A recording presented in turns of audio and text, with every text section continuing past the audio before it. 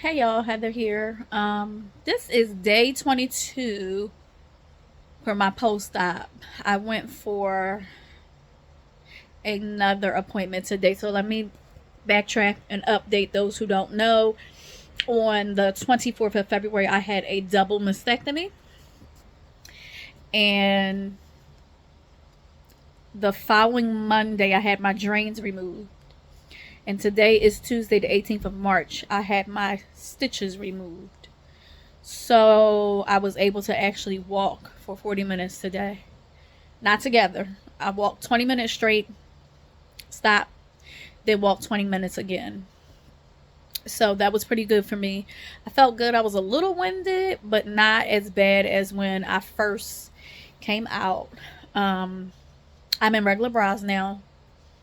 Well, you know, I don't really know my size yet because my expanders are still in, and that transfer surgery is not until April 16th. So I'm probably between like a 36, 34, whatever, C or D.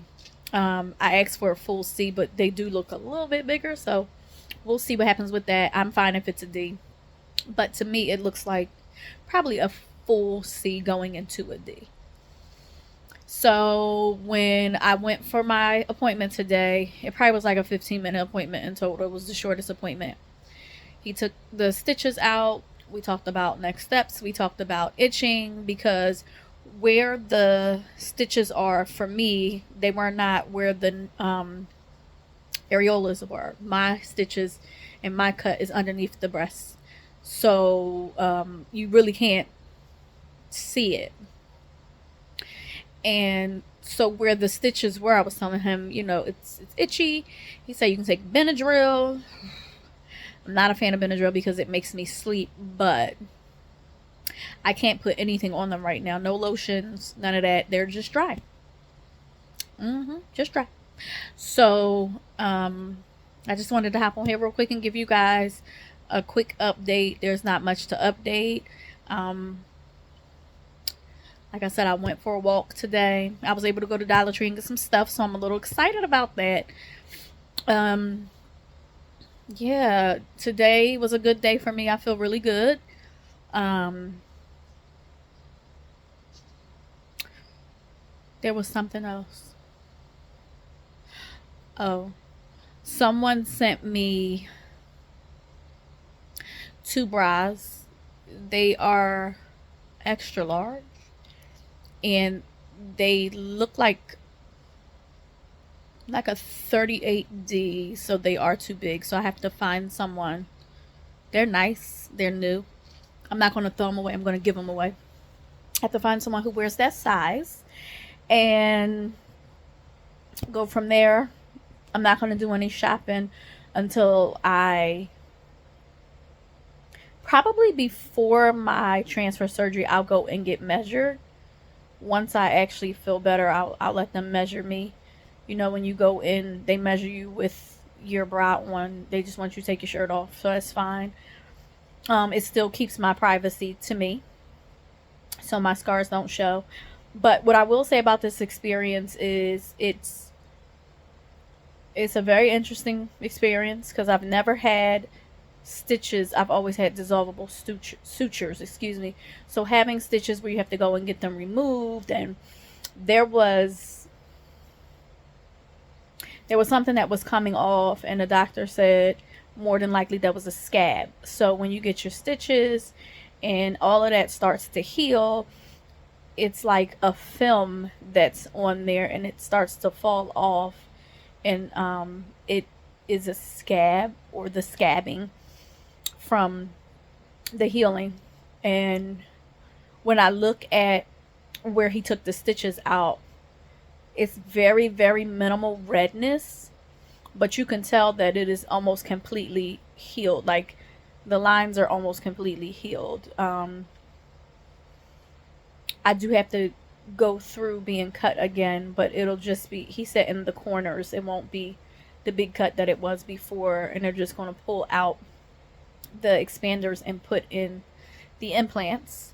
Um, I did the implants, and I did not do the DIEP flap because they would have had to cut me open like I was having a C-section and do basically a tummy tuck, and they take that fat, they take some of the I don't know what this is called, but I want to say maybe like some of the blood supply or something of that sort, so that when it's put up here it has blood supply. But I would have had to have 6 drains, and that would have been a lot for me.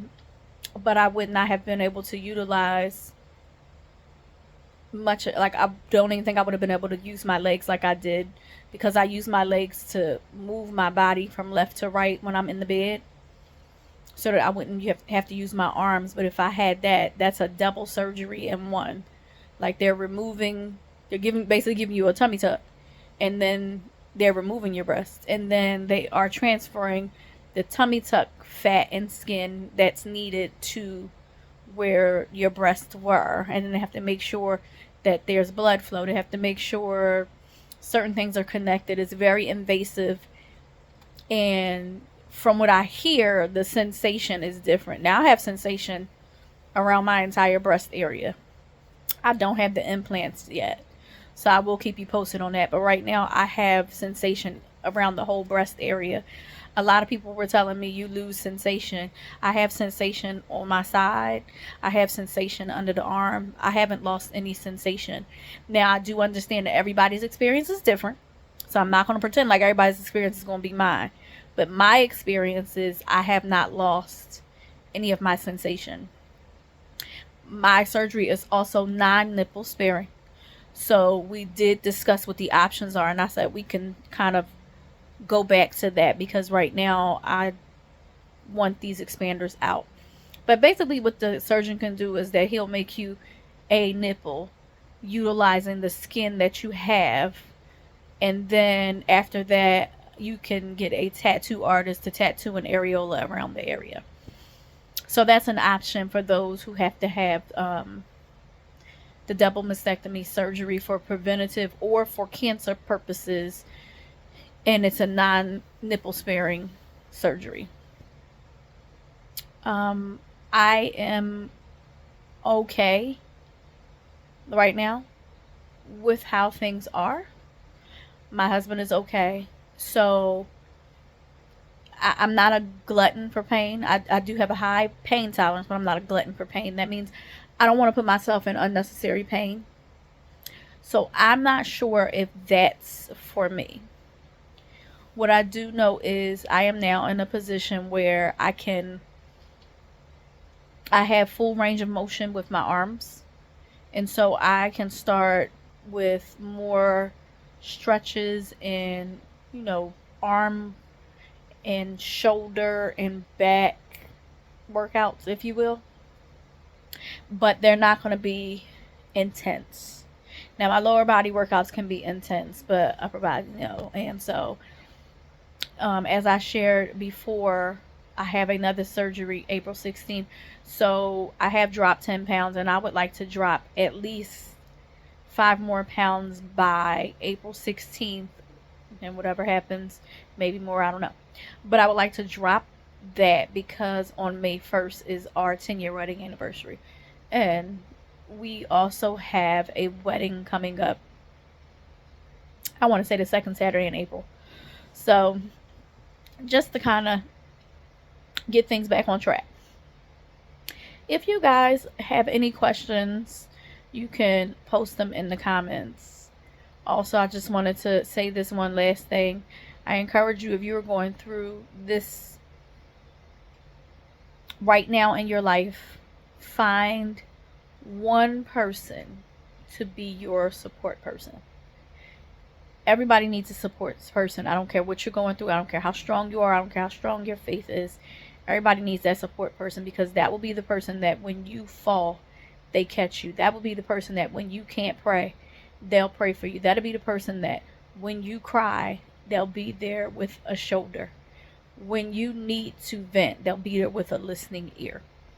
So I encourage you to find that support person that will really support you unbiasedly, that will not try to tell you what to do, and will not try to tell you what decisions that you need to make, and that what you're doing is not practical. You want somebody who understands the facts. If it's a cancer diagnosis, most people understand. If it's genetic predisposition, a lot of people don't understand. So when you are getting your support person, make sure they understand what you're going through and that they're there for you throughout your decision making process and throughout your surgeries. Have a great rest of your day, and we will talk soon. Don't forget to like, comment, subscribe. Bye.